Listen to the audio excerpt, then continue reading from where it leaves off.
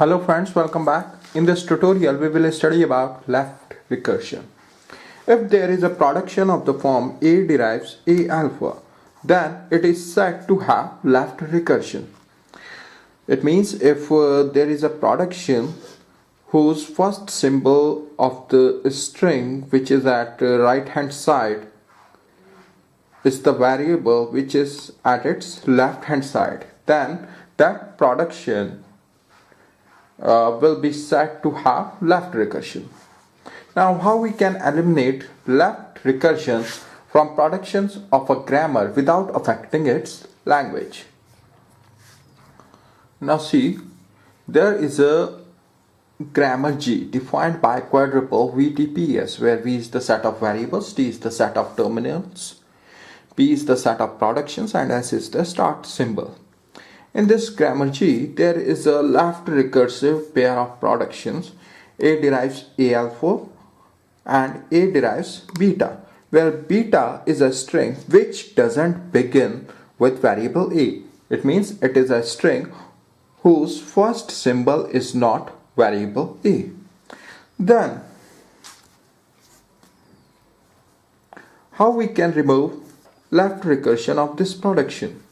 We can remove left recursion of this production by adding a variable b to set v and replacing this pair of productions by these productions in grammar G. That is, A derives beta b,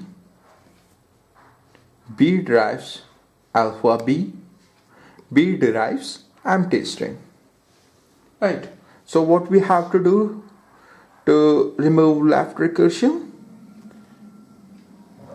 First, we have added a variable b to set v, and then we have replaced these productions by these productions. A derives beta b, B derives alpha b, B derives empty string in grammar G.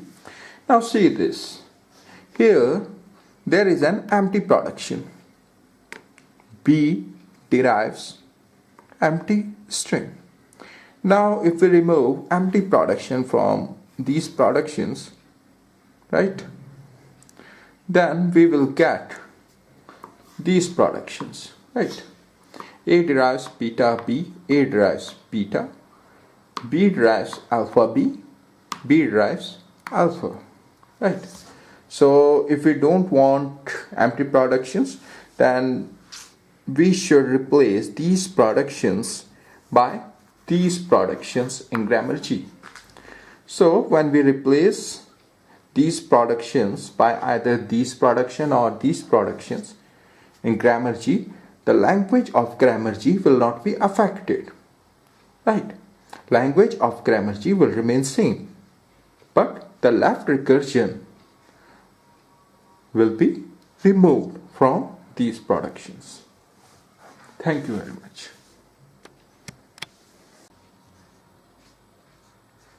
Now suppose, for example, there is a grammar G defined by quadruple VTPS, where V is the set of variables, T is the set of terminals, P is the set of production rules, and S is the start symbol.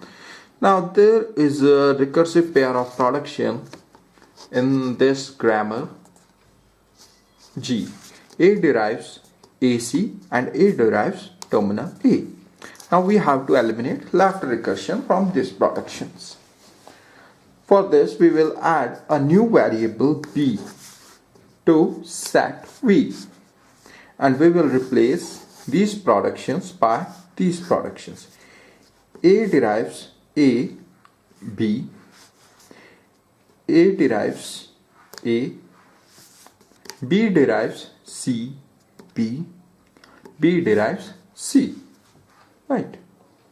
If we replace these productions by these productions, right, then the language generated by the grammar G will not be affected. Now see, what type of strings can be generated by these production rules? If we use the production rule A derives beta, then a string beta will be generated. But if we use A derives A alpha, right, And suppose again we have applied the production rule A drives A alpha. Again we have applied the production rule A drives A alpha. And at last somewhere we will have to use the production rule A drives beta. Right. So the string which will be generated will have substring beta at their starting. It means the string which can be generated by these production rules will be of the form beta alpha raised to power n. Means strings in which beta will appear at its starting. This substring beta will appear in a starting, and after beta there will be n number of alpha, where n is greater than equal to 0. Now see these production rules. A drives beta b and B drives alpha b and B drives empty string. Now see what type of strings can be generated.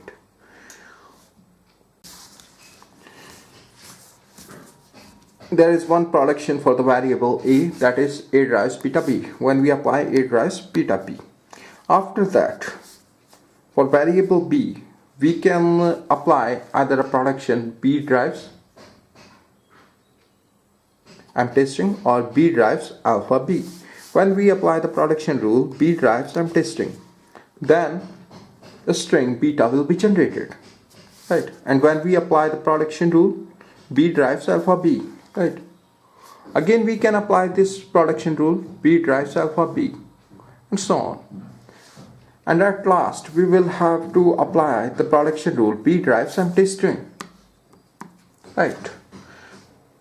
So the string which will be generated by using these production rules will be of the form beta alpha raised to power n. It means the strings which are generated by these production rules will have substring beta at their starting, and after that there will be n number of alphas, where n will be greater than equal to 0. So it means if we replace these production rules by these production rules in grammar G, the language generated by grammar G will not be affected. Thank you very much.